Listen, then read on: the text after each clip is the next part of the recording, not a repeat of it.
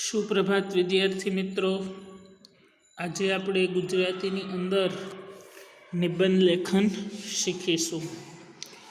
નિબંધ લેખન એટલે કે જેને કોઈ બંધન ન હોય એને કહેવાય નિબંધ।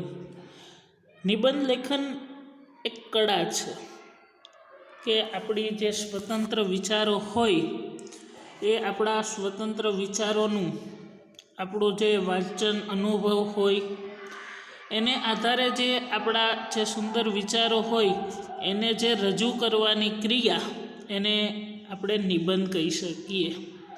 અને જે નિબંધ લખીએ એની અંદર આપણી જે અસરકારક રજૂઆત હોય એ નિબંધને વધારે સુંદર બનાવે છે। હવે જ્યારે આપણે કોઈ પણ આપેલ વિષય ઉપર નિબંધ લખીએ છીએ ત્યારે ધ્યાનમાં કઈ કઈ બાબતો રાખવાની હોય છે તો તેની આપણે ચર્ચા કરીએ કે ભાઈ કઈ કઈ બાબતો છે એને ધ્યાનમાં રાખવાની હોય છે। નિબંધના વિષયને લગતી વિગતની નોંધ કરવી, એટલે કે આપણે કોઈ પણ જે વિષય છે એના ઉપર લખીએ છીએ તો એ વિગતો નોંધી લેવી, મહત્ત્વની વિગતો હોય એને અલગ તારવી લેવી, પેટા મુદ્દા નક્કી કરી લેવા કે ભાઈ આપણે કયા વિષય ઉપર લખીએ એમાં કયા કયા મુદ્દાઓ આપણે લખી શકીએ। દરેક મુદ્દાને ધ્યાનમાં લઈ અને જરૂર પ્રમાણે ટૂંકા, સરળ અને સચોટ વાક્ય લખવા કે દરેક મુદ્દાને ધ્યાનમાં લઈ લેવો, જોઈ લેવો, આ કઈ રીતે સરળ વાક્યમાં આપણે કોઈ પણ જોડણી ભૂલ વગર સરળ વાક્યમાં આપણે કઈ રીતે રજૂ કરી શકીએ એ રીતે આપણે લખવું। ખાસ જે મહત્ત્વની બાબત છે કે હસ્તાક્ષર, વિરામચિહ્નો, જોડણી અને વાક્ય રચના પર આપણે વધારે ધ્યાન આપવું।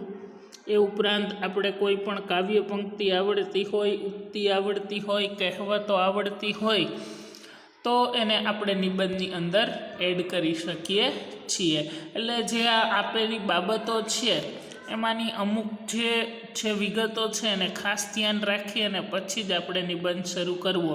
હવે આપણે જે અહીંયા નિબંધ આજે લેખન કરવાના છીએ એ છે શિયાળો, બરાબર। તો શિયાળા વિશે જેટલી આપણે ખ્યાલ હોય એ બાબતને આપણે પહેલાં યાદ કરી લેવાની મનમાં અને પછી એના વિશે લખતું જવાનું। અહીંયા જુઓ આપણે કહીએ છીએ કે શરૂઆત ક્યાંથી કરી? 3 ઋતુથી, કે આપણા દેશમાં મુખ્ય 3 ઋતુ છે, શિયાળો, ઉનાળો અને ચોમાસું। શિયાળામાં ઠંડી પડે છે, ઉનાળામાં ગરમી થાય છે અને ચોમાસામાં વરસાદ પડે છે। શિયાળો ઠંડીની ઋતુ છે, બરાબર, કે આપણે એ બધા સામાન્ય રીતે જાણતા જ હોઈએ। દિવાળીનો તહેવાર પૂરો થતાં ધીમે ધીમે ઠંડી પડવાની શરૂઆત થાય છે। લોકો ઠંડીથી બચવા માટે ગરમ ઊનના વસ્ત્રો પહેરે છે। ગામડાઓમાં ઠંડીને ઉડાડવા લોકો તાપણા કરે છે। કેટલાક લોકો સૂર્યના તાપમાં બેસી અને ઠંડી ઉડાડે છે અને રાત્રે લોકો ઠંડીથી બચવા માટે ધાબળા ઓઢે છે અને સૂઈ જાય છે। પછી યોગ્ય રીતે તમને લાગે ત્યાં તમે ફકરો પાડી શકો છો, બરાબર। જે રીતે ફકરો પાડીને લેખન કરે અલગ અલગ ફકરામાં આપણે લેખન કરી શકીએ છીએ।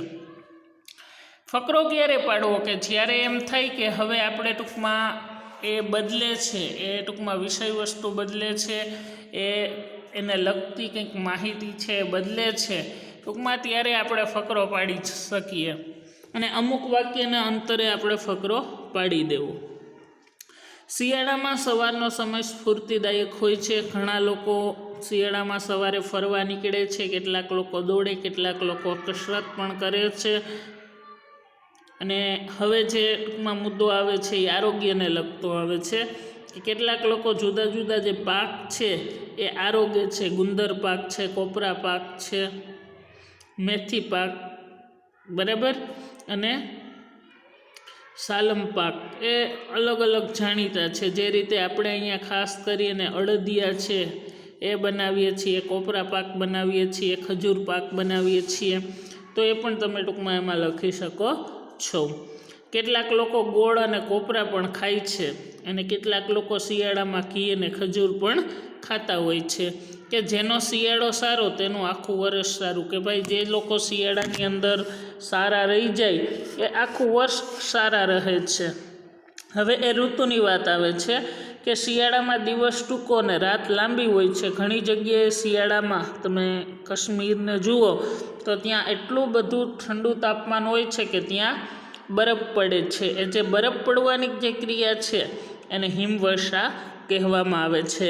આમ શિયાળો એક ઉત્તમ ઋતુ ગણાય છે, કારણ કે શિયાળો છે એ લોકોને પોતાનું આરોગ્ય સુધારવા માટેની બેસ્ટ ઋતુ છે. ઠંડી છે એની લોકો મજા લે છે, અને એને સ્ફૂર્તિ મળે છે, જેને આરોગ્ય પ્રદાન કરવાનું કામ કરે છે એ શિયાળો કરે છે.